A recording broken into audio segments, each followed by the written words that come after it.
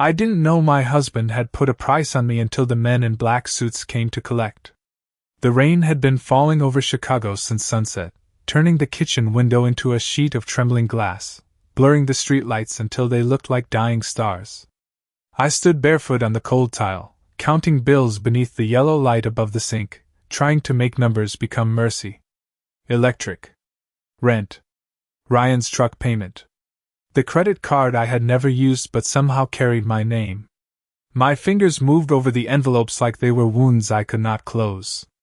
27 years old, and I had learned to measure life in overdue notices and the sound of my own breathing when my husband came home angry. Ryan was in the living room, pacing. I could hear the floorboards complain under his shoes. Back and forth. Back and forth.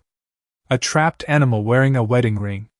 His voice dropped low every time he spoke into the phone, but the apartment was small, and fear makes you listen harder than you want to. No, I don't have the cash, he hissed. But I have something better than money. My hand froze above the stack of bills. The refrigerator hummed beside me. Rain tapped the window. Somewhere outside, a car passed through a puddle with a long wet sigh. I waited for him to laugh, to say he was joking, to say anything that would make the sentence less sharp. He didn't. He just went quiet, listening to whoever was on the other end. Then he said, "She won't be a problem." My stomach turned cold. I stepped closer to the doorway, careful not to make the floor creak. Ryan stood near the couch with his back to me, one hand gripping his phone, the other pressed against his forehead. He looked smaller than usual in that moment, not softer, just cornered. His blonde hair was damp from the rain, his shirt half untucked, his wedding band flashing every time his fingers tightened. "Tonight?" he whispered. "No, wait. I can explain." The line went dead. He stared at the phone like it had bitten him. Then he turned and saw me. For 1 second, either of us moved. I wanted to ask who he meant. I wanted to ask why his eyes kept sliding away from mine. But marriage had trained certain questions out of me. You learn when silence is safer than truth. "Go change," he said. His voice was too calm. "Why?" I asked. "Because we're having guests." At 11:43 on a Thursday night, with rain crawling down our walls and our bank account nearly empty, my husband told me to make myself presentable for guests. I looked at the bruise-colored shadows under his eyes, the sweat at his temple, the way his hands would not stop moving, and I understood something terrible without having all the pieces. Whatever was coming, he had already chosen his side. And it wasn't mine. "Ryan," I said carefully, "what did you do?" His face hardened. Not with strength. With panic pretending to be strength. "I kept us alive." The words should have comforted me. Instead, they made the room feel smaller. I backed toward the kitchen counter, my hip touching the sharp edge, my pulse beating in my throat. The apartment smelled like burnt coffee, wet wool, and the cheap lemon cleaner I used when I needed to feel in control of something. Ryan glanced at the front door. Once. Twice. Like he expected it to open by itself. "Listen to me, Emily," he said, lowering his voice. "When they get here, you don't argue. You don't embarrass me. You do exactly what I say." My name in his mouth sounded less like a person and more like a warning. I folded my arms across my chest, not because I was brave, but because I needed somewhere to put my shaking hands. "Who is coming?" He didn't answer. A black SUV rolled to a stop outside our building, its headlights cutting across the blinds in two pale stripes. Then another. Then a third. The engines went quiet one by one. The silence after them was worse than the sound. Ryan's face drained of color. I heard car doors open below. Heavy footsteps on wet pavement. The low murmur of men who did not need to raise their voices to be obeyed. Ryan straightened his shirt, wiped his palms against his pants, and gave me one last look. Not apologetic. Not guilty. Calculating. That was when I knew. Whatever debt he owed, he had decided I was the payment. The footsteps reached our floor. They stopped outside our door. 3 seconds passed. 4. Then came the knock. Not loud. Not frantic. Just 3 controlled strikes against the wood, steady enough to make my heart forget its rhythm. Ryan closed his eyes like a man hearing a verdict. I stared at the door and felt my whole life narrow to the space between one breath and the next. I didn't know the name Dominic Hayes yet. I didn't know he ruled half the city from behind clean windows and locked rooms. I didn't know that the most dangerous man in Chicago was about to become the first man who refused to treat me like something that could be owned. All I knew was that my husband opened the door, and the night walked in wearing a black suit. The first man through the door was not Dominic Hayes. He was broader, older, with a gray coat darkened by rain and the kind of stillness that made him seem carved instead of born. He looked past Ryan, past the peeling paint, past the unpaid bills on the kitchen counter, and stopped on me for half a second before stepping aside. That was when Dominic entered. He did not rush. He did not need to. The room changed around him as if the air had been waiting for permission to move. He was tall, maybe 6 feet 2, dressed in a black suit that looked untouched by the storm. Dark blonde hair, sharp cheekbones, pale gray eyes that took in everything without giving anything back. The water on his coat caught the light like glass. Behind him, 2 more men entered and closed the door with quiet finality. Ryan smiled too quickly. "Mr. Hayes?" he said, voice breaking on the name. "I was just about to call you." Dominic looked at him. That was all. No greeting. No anger. Just a calm stare that made Ryan swallow hard. The older man placed a leather folder on our coffee table, right beside the cracked remote and the empty takeout container Ryan had left there 3 days ago. Dominic removed one black glove, finger by finger, and opened the folder. Paper slid against paper. Receipts. Photographs. Copies of signatures. My last name printed again and again in places I had never seen. Carter. Carter. Carter. 6 months, Dominic said. His voice was low, controlled, almost gentle in the way winter is gentle before it freezes the ground. You borrowed under 3 names. You missed 4 deadlines.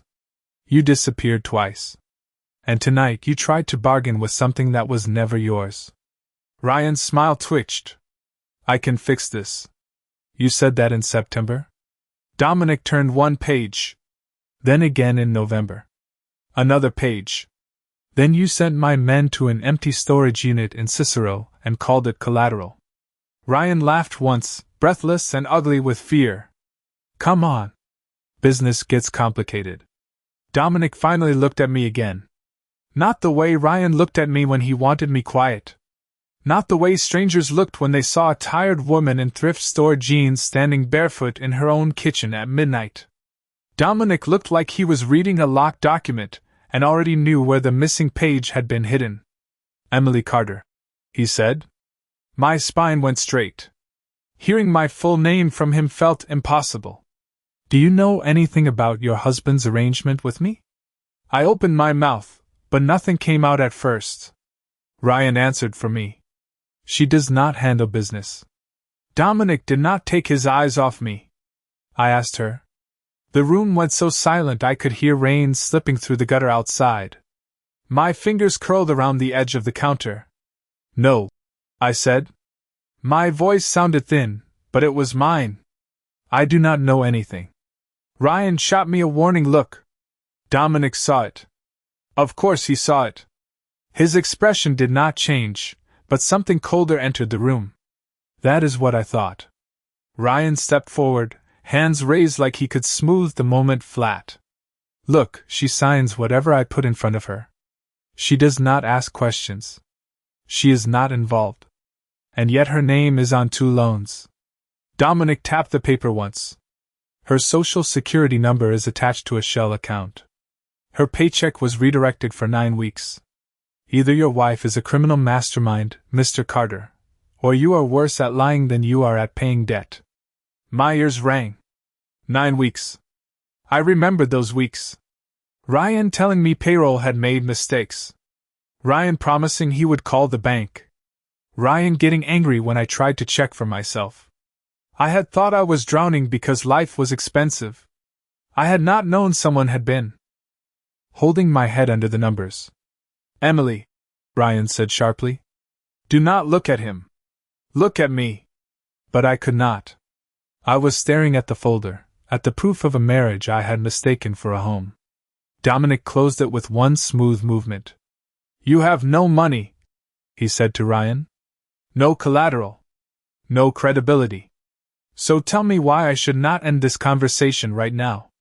Ryan's face changed. I saw the idea rise in him before he spoke it. The same way I had seen storms gather over Lake Michigan before the first crack of thunder. He turned toward me, and all the air left my lungs. Take her, he said. The words landed softly. That made them worse. She is my wife. She is good. Quiet. She will do what she is told. Keep her until I pay you back. The older man by the door looked down. One of the others shifted his stance. Dominic did not move at all. I waited for someone to laugh. For someone to say no decent human being would offer another person like a watch, a car, a stack of cash. No one did. Ryan kept talking, faster now, relieved by his own cruelty. You said you needed leverage? There. That is leverage. I looked at my husband, and something inside me went very still. Not healed. Not strong. Just finished. Dominic's gaze moved from Ryan to me. For the first time, I saw something behind his eyes. Not pity. Pity would have broken me. It was recognition. Like he had just watched a man reveal the lowest price of his soul. Then Dominic said, Fine. I will take her. Ryan exhaled like he had been saved. I felt the floor disappear beneath me. But Dominic was not looking at him anymore. He was looking at me, and his next words were quiet enough that only I seemed to understand their weight. Pack a coat, Emily. You are leaving this apartment tonight. I did not move at first. I stood there with my bare feet on the kitchen tile, staring at the man who had just accepted me like an item on a receipt. My coat hung on the hook by the door. Navy blue. Missing one button. The same coat I had worn to interviews, grocery stores, late-night pharmacies, and every ordinary place where I had pretended my life was still ordinary. Ryan grabbed it before I could. Here, he said, shoving it toward me. His hand shook, but not for me. Never for me. Do not make this harder than it has to be. I looked at him then. Really looked. At the man who had once cried during our wedding vows in a white church outside Milwaukee. At the man who had promised my mother he would take care of me. At the man who now stood 3 feet away, relieved because strangers had agreed to remove his problem from the room. You are giving me to him, I said. The words came out flat. Empty. Ryan's mouth tightened. I am saving both of us. Dominic's voice cut through the space between us. No. You are saving yourself. Ryan turned red, but he did not answer. Men like Ryan were brave only when no one stronger was watching. I slipped my arms into the coat. The lining was cold against my skin. My purse sat on the chair by the table, the cheap brown one with a broken zipper. I reached for it, but Ryan moved first, snatching it up and digging inside. She does not need her phone, he said. Or her cards. I will hold them. Something in me cracked so quietly no one else could have heard it. Dominic held out his hand. Not to me. To Ryan. Give them to her. Ryan blinked. What? Her phone. Her wallet. Her identification. Give them to her. You said you were taking her. I did not say I was erasing her. The words settled over the room like a judgment. Ryan stared at him, confused by a kind of power that did not need to humiliate me to prove it existed. Slowly, he handed over my purse. Dominic did not take it from him. He waited until Ryan placed it in my hands. That small difference nearly undid me. I checked inside with numb fingers. My driver license. My debit card. My cracked phone. $7 in cash.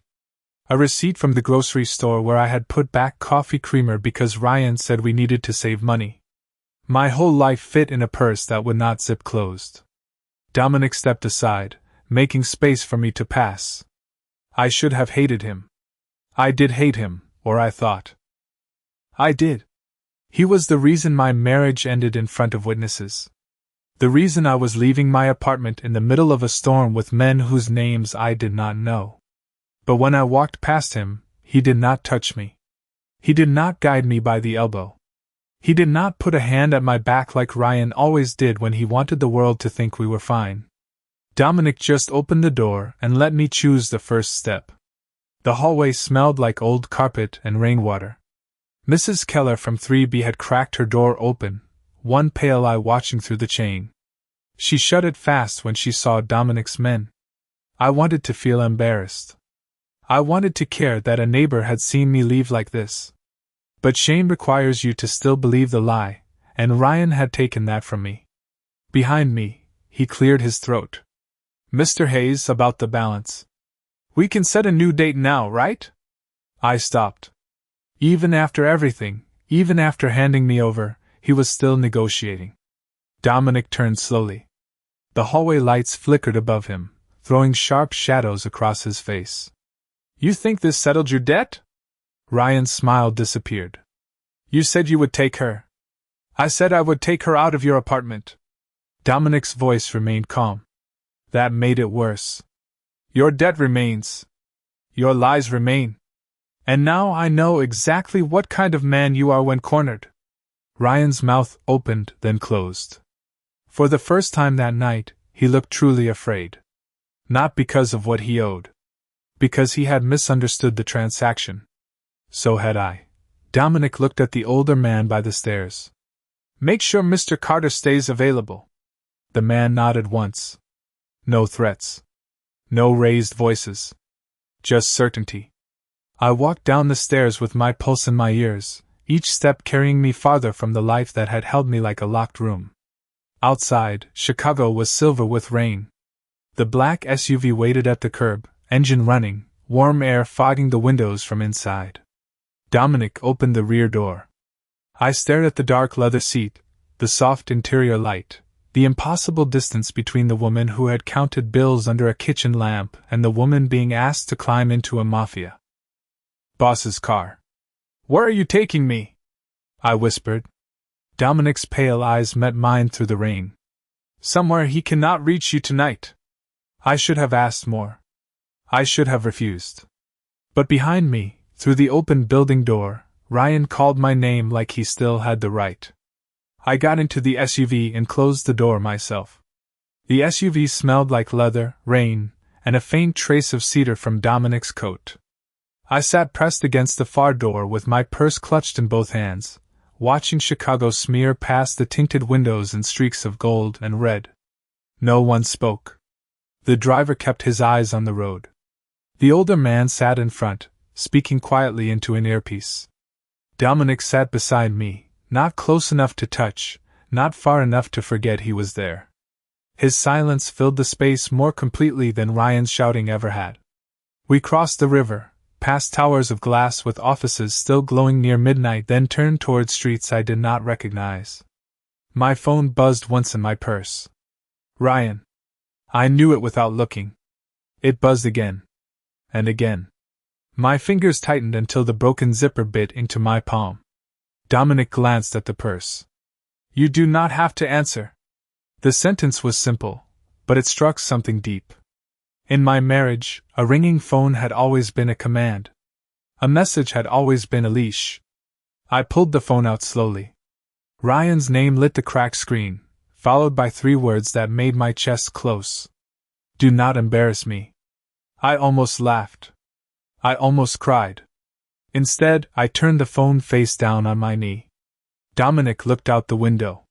He is afraid of being exposed, not of losing you. I hated that he knew. I hated that a stranger could name the truth faster than I had allowed myself to think it. You do not know anything about my marriage, I said. My voice shook, but it did not break. Dominic's reflection watched me in the dark glass. I know he handed you over and then asked for a new payment schedule. Heat rose behind my eyes. I turned away before it could become tears. The city thinned. The buildings grew farther apart, replaced by wide roads, iron gates, and houses set back behind bare winter trees. At last, the SUV slowed before a tall black gate with stone pillars on either side. A camera moved silently above us. The gate opened inward without a sound. The driveway curved through a lawn silvered by rain, leading to a house that looked less like a home than a promise no one dared to break. Brick. Tall windows. Warm light behind heavy curtains. Men stood near the entrance, but none of them stared at me the way I expected. They looked at Dominic, then away. Respectful. Controlled. Like even their curiosity had rules. The SUV stopped beneath a covered entrance. Dominic got out first, then opened my door. Again, he did not reach for me. Rain blew sideways across the driveway, cold enough to steal my breath. I stepped down, my cheap flats splashing into a shallow puddle. The house doors opened before we reached them. A woman in her 50s stood inside, silver hair tied neatly at the back of her neck, wearing a dark green sweater and the calm expression of someone who had survived every kind of storm. "Miss Carter," she said, as if I had been expected for dinner and not delivered from the ruins of my own life. "I am Margaret. Come in before you catch cold." My throat tightened at the word miss. Not Mrs. Carter. Not Ryan's wife. Just me. The entryway was warm and quiet, with polished wood floors and lamps that cast soft amber circles against the walls. No television blaring. No bottles on the counter. No sharp footsteps behind me. The silence felt unfamiliar enough to frighten me. Margaret took my coat only after I nodded. "There is a room ready upstairs. Clean clothes, toiletries, and something hot to eat if you want it." I looked at Dominic. "A room?" "Yours," he said. "For tonight. Does it lock?" The question escaped before I could soften it. Margaret's face changed, not with pity, but with understanding. Dominic reached into his coat pocket and held out a small brass key on a plain ring. From the inside. I stared at it in his palm. A key. Not taken from me. Given to me.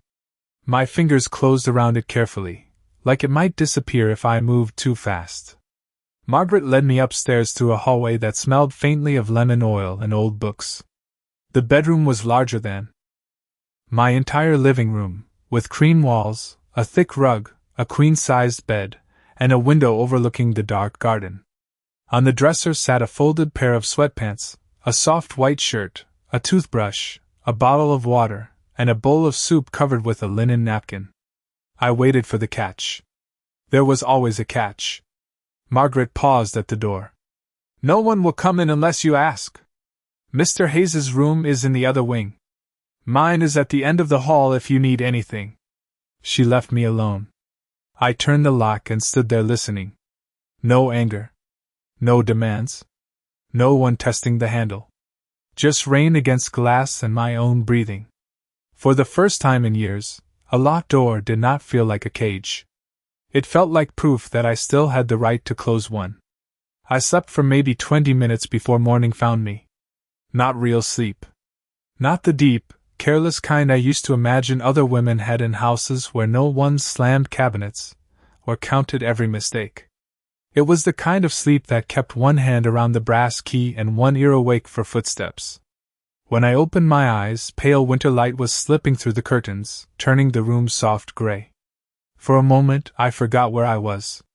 Then I saw the folded clothes on the chair, the untouched soup on the dresser, the door still locked from the inside, and the memory came back in pieces. Ryan's voice. Dominic's folder. The black SUV. Take her. I sat up too fast, and the room tilted. My phone lay on the nightstand with 17 missed calls and 9 messages. All from Ryan. I did not open them.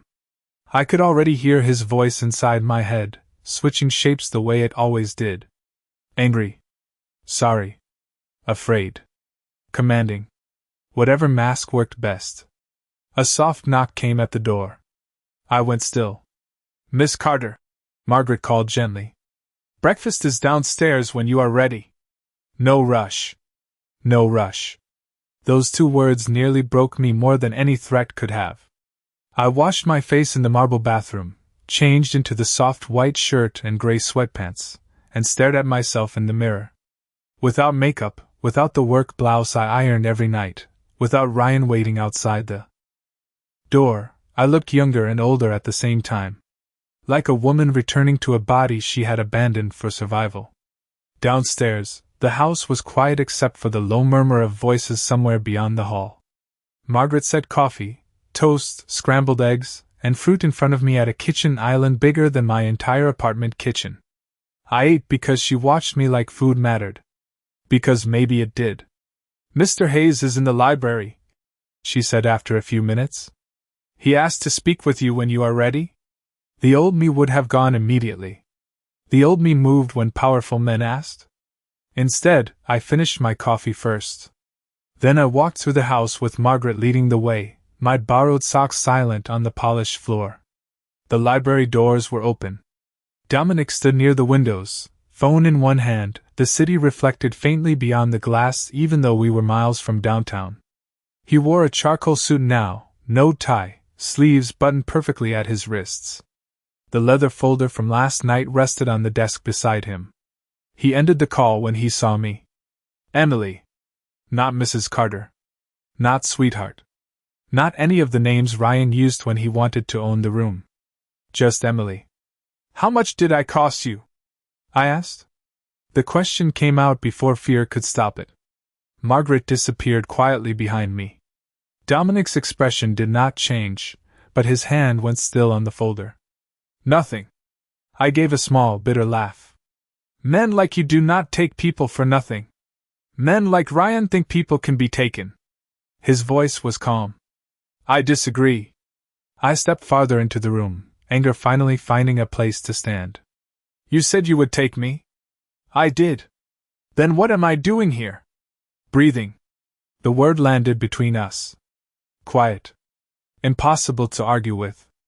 I hated him for being right. I hated that this house felt safer than my own apartment. I hated that my husband had made a stranger look merciful. Dominic opened the folder but did not push it toward me. Ryan used your name to move money through accounts tied to my organization. He made you visible to people who do not ask questions gently. Last night, he tried to hand you over before anyone could ask what you knew. My skin went cold. I do not know anything. I believe you. That stopped me. Belief was not something I was used to receiving without evidence. Dominic looked down at the papers, then back at me. But your ignorance does not protect you. Your signature is on documents. Your number is attached to transfers. Your husband put you in the middle of something dangerous, and then tried to step behind you. My knees weakened, but I refused to sit. So I am your prisoner. Something sharp passed through his eyes. No, then can I leave? Yes. He answered too quickly for it to be a lie. Margaret will arrange a car. You can go anywhere except back to Ryan. Not because I own you, but because he has already proven what he will do when afraid. I stared at him, trying to find the trap. There had to be one. Why help me? Dominic walked to the desk and picked up the brass key's twin, laying it beside the folder. Because there is a difference between collecting a debt and becoming the kind of man who lets a woman pay it with her life. My throat tightened. He looked almost cruel in the morning light, all clean lines and controlled power, but his words did not feel like chains. They felt like someone cutting one I had stopped noticing. You were never the payment, Emily, he said quietly. You were the witness. The word witness followed me out of the library and stayed with me through the long, quiet afternoon. It sat beside me while Margaret brought tea I barely touched. It hovered over my shoulder while I finally opened Ryan's messages and watched them change from orders to apologies to warnings in less than 20 minutes. Come home. You are making this worse. I did what I had to do. You do not understand who you are dealing with. The last one made my fingers go numb. Neither did you, I whispered to the empty room. By 4 o'clock, the rain had stopped, leaving the windows silver and the lawn dark with water. Dominic had been gone most of the day, moving through calls and closed doors, his house operating around him like a machine that never made unnecessary noise. I told myself I should leave. A shelter. A motel. A friend from work. Anywhere. That did not belong to a man people feared. But every time I imagined stepping beyond the gate, I saw Ryan waiting in the hallway, smiling like he still knew how to turn my life back into his. I was in the kitchen rinsing a mug I had not asked permission to use when Dominic entered. He had changed nothing about himself, yet the room tightened around him. Margaret looked at him once and quietly left. I dried my hands on a towel because I needed something to do. Your husband lied about why he needed money, Dominic said. No greeting. No soft entry. Just the truth, placed carefully on the table between us. Ryan lies about everything. Not like this. He set a thin stack of printed pages on the island. He did not slide them toward me. He waited. Choice again. It irritated me how often he used it. I picked up the pages with both hands. Bank transfers. Addresses. Dates. A warehouse in Joliet. A storage facility near Cicero. Names I did not know. One name I did. Carter Household Services. My breath caught. That was my account for cleaning jobs, I said. Before the bakery. I closed it 2 years ago. Ryan reopened it. The kitchen light seemed too bright. I stared at the paper until the letters blurred. Why? Dominic's jaw tightened. Just a fraction, but I saw it. To move information and payments without using his own name. He made it look like you were the contact. Contact for what? Dominic was silent long enough for fear to fill in every blank. When he answered, his voice stayed controlled. For men who wanted access to my routes, my accounts, and my people. Ryan sold them pieces. Then he needed someone to blame when those pieces were traced.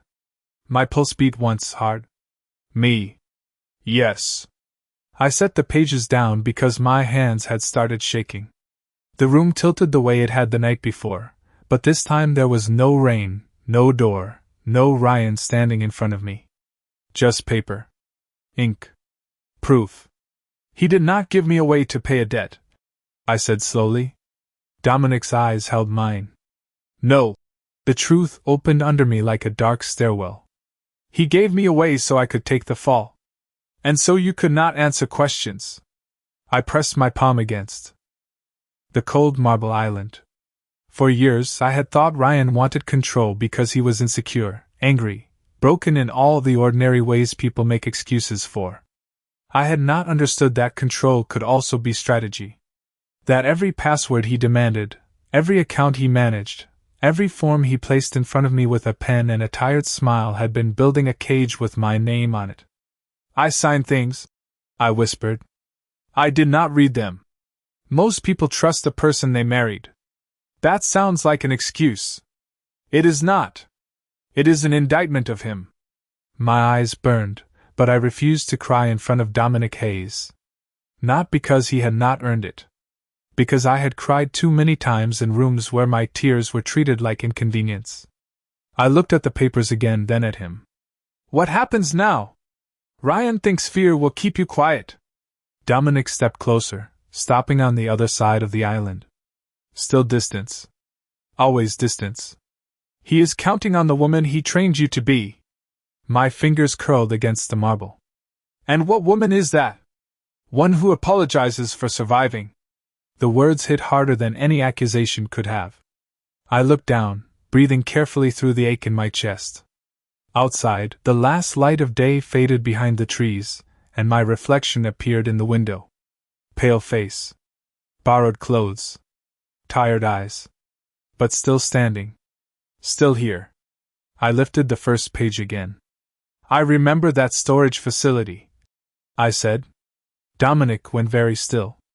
Ryan took me there last spring. He said he needed me to sign for old furniture from his mother's estate. The memory sharpened as I spoke. The smell of dust. The buzzing fluorescent light. Ryan's hand at my elbow. A man behind the counter wearing a Cubs cap and a gold class ring. There was a number on the unit door. 317. Dominic's expression changed so subtly most people would have missed it. I did not. Are you certain? For the first time since he had walked into my apartment, I did not feel like cargo being moved between dangerous men. I felt like the missing page. I looked Dominic Hayes in the eye and gave him the first piece of truth Ryan had failed to bury. Yes, I said. And I remember where he kept the key. By the time the second black SUV pulled out of Dominic's driveway, I was sitting in the back seat with a coat Margaret had insisted I wear and a paper cup of coffee going cold between my hands. Dominic sat beside me, reading messages on a phone that never made a sound. The older man from the night before, whose name I had learned was Victor, drove with both hands on the wheel and eyes that missed nothing. No one told me I had to come. That was the strangest part. Dominic had asked once, very quietly, if I was certain. I had said yes before fear could answer for me. The storage facility in Joliet sat behind a gas station and a tire shop, the kind of place people passed every day without wondering what was locked behind the orange doors. The office smelled like old coffee and floor cleaner. A young woman behind the counter looked up, saw Dominic, and forgot whatever she had been about to say. He did not threaten her. He did not even raise his voice. He showed identification under a name I was almost certain was not real, asked for access to Unit 317, and waited while she checked the system with shaking fingers. Only authorized users can enter, she said. Dominic glanced at me. For one cold second, I thought my name would not be there. Then the woman swallowed. Emily Carter is listed. My knees almost gave out. There it was again. My name opening doors I had never chosen to walk through. We crossed the rows of units under a flat gray sky, our footsteps echoing on wet pavement. 317 waited near the back fence, its metal door streaked with rust. I knew the lock before I touched it. Brass, scratched along one side, with a strip of blue tape wrapped around the base. Ryan had kept the key in a coffee tin above the refrigerator. He had told me it was for a toolbox he never used. I gave that detail to Victor, and within minutes one of Dominic's men returned from my apartment building with the tin sealed in a clear evidence bag. My stomach twisted at the sight of it. Something so ordinary. Something that had sat above my head while I cooked pasta, paid bills, and begged life to become manageable. Dominic handed me gloves before the key. You do not have to open it. I looked at the orange door, then at the man beside me. Yes, I do. The lock turned with a heavy click. The door rattled upward. Cold air breathed out of the unit, carrying the smell of cardboard, dust, and secrets. Inside were no antiques. No furniture from Ryan's mother. Just filing boxes stacked in neat rows, a folding table, a disconnected laptop, and a wall calendar from the previous year with dates circled in red marker. Victor took photos. Dominic stepped in first, scanning the space, then moved aside so I could see. My eyes found my handwriting on a box label. Carter Household Services. I remembered writing it years ago on a folder for tax receipts. Ryan must have cut it off and taped it there. For a moment, I could not breathe. It was not just that he had used me. It was how carefully. How patiently. Like betrayal had been his full-time job, and marriage was only the uniform he wore while doing it. I opened the nearest box. Inside were copies of forms, bank statements, prepaid phones, and envelopes with cash amounts written across them. No graphic horror. No movie-style chaos. Just paperwork. Clean, organized, devastating. Dominic reached for one file, then paused. May I? He asked. That nearly broke me. In a room full of proof that my permission had been forged, he asked before touching the paper in my hands. I nodded. He read silently, his expression hardening by degrees. This is enough to clear your name. I should have felt relief. Instead, I felt anger rise so clean and bright it scared me. No, I said. Dominic looked up. It is enough to start. I pulled another folder from the box. Then another. My fear had lived so long inside me that I had mistaken it for personality. But standing in that storage unit, surrounded by every lie Ryan thought would bury me, I felt something else take its place. Not courage exactly. Something quieter. Ownership. Dominic watched me as I sorted the papers by date, remembering places, receipts, excuses Ryan had given me. The trip to Cicero. The missing paycheck. The night he made me sign a tax form at 1 a.m. Because he said the deadline was urgent. Piece by piece, I became useful to myself. By the time we left, Victor carried 3 boxes of evidence, and Dominic carried nothing but his silence. At the SUV, my phone buzzed. Ryan again. This time I answered. His voice came through tight and false. Emily, baby, listen to me. You are confused. I looked at the storage unit door sliding closed behind me. No, I said. My voice did not shake. For the first time in years, I am not. Ryan chose the lobby of the Lakeview Grand because men like him always needed an audience when they wanted to look innocent. He arrived in a navy suit I knew he had bought with money meant for rent, his hair combed back, his wedding ring polished bright enough to catch the chandelier light. To anyone passing through, he looked like a worried husband meeting difficult people to solve a misunderstanding. To me, he looked like every locked door I had ever mistaken for love. Dominic had not wanted me in the room at first. Not because he thought I was weak, but because he understood the cost of standing in front of someone who had spent years teaching you to shrink. I went anyway. Not alone. Never alone this time. Dominic sat at the head of the private conference table, calm as midnight, with Victor on one side and a woman named Claire Bennett on the other.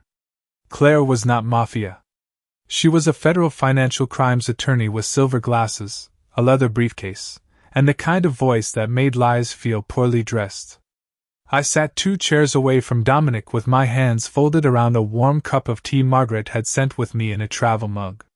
Ryan looked at me first, not at the papers, not at Dominic, not at Claire. Me.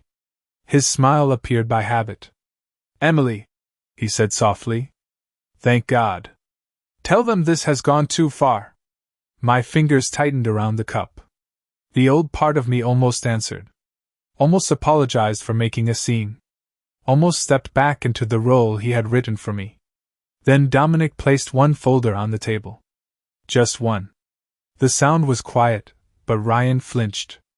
Sit down, Dominic said. Ryan's smile faded.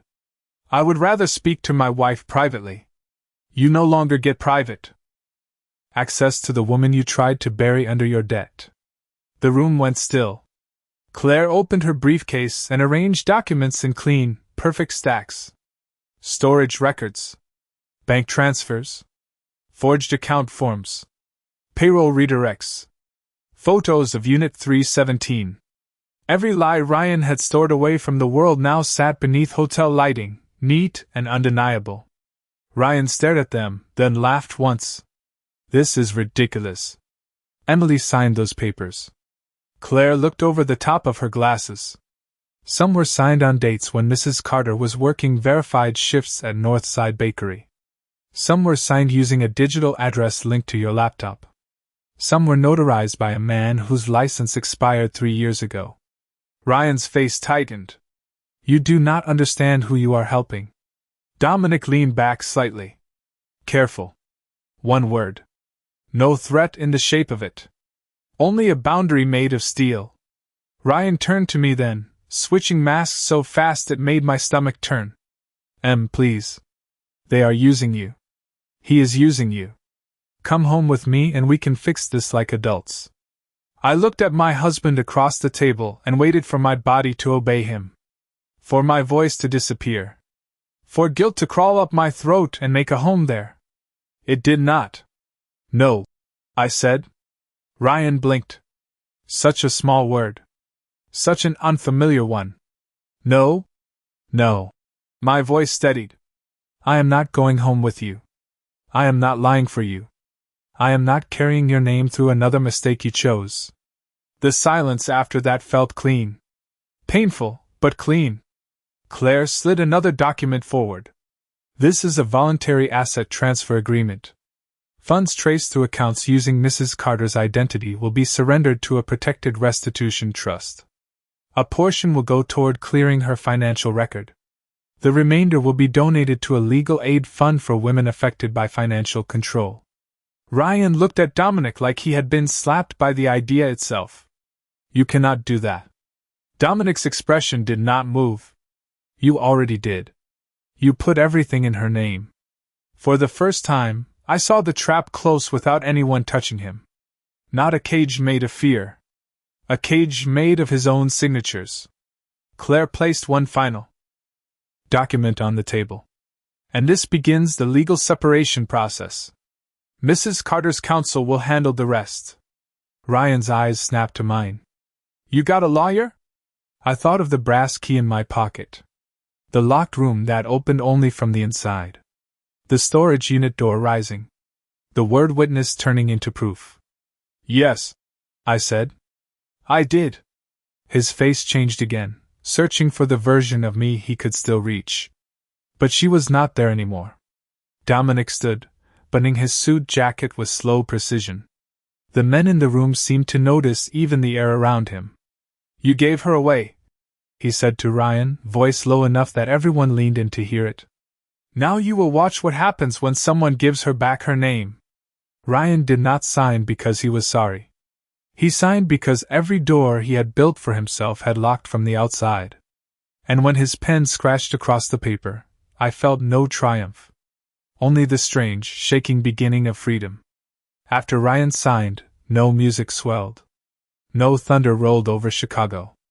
No perfect ending arrived wrapped in golden light.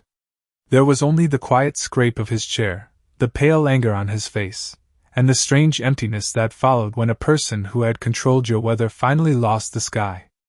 Claire gathered the documents with professional calm, placing each page into her briefcase as if she were closing drawers in a house that no longer belonged to him. Ryan tried to look at me one last time, but I did not give him the old opening. No softened eyes. No apology hidden in my posture. No silent promise that I would make this easier for him. Dominic stepped aside when I stood, leaving the path to the door completely clear. That mattered more than I knew how to explain. He did not lead me out like a prize. He did not place himself between me and the world as if I could not walk through it. He simply stood there, powerful and still, while I chose the door for myself. Outside, the rain had finally stopped. The sidewalk in front of the Lakeview Grand shone under the streetlights, black and silver, every puddle holding a broken piece of the city. I breathed in cold air and felt it reach places in my chest that had been locked for years. Victor brought the SUV around, but Dominic did not open the door right away. Instead, he handed me a small envelope. My name was written on the front in clean black ink. Emily Carter. Not Mrs. Ryan Carter. Not a signature forged on a form. Not a name used to hide someone else's sins. Mine. Inside were three things. A temporary debit card connected to an account in my name only. A phone with a new number already programmed with Claire's office, Margaret's number, and emergency contacts. And a key card for a private apartment in a secure building near Lincoln Park, prepaid for 6 months. I stared at them until the edges blurred. I cannot accept this, I said. Dominic's gaze stayed on the street, watching the reflection of traffic move across the wet pavement. You can.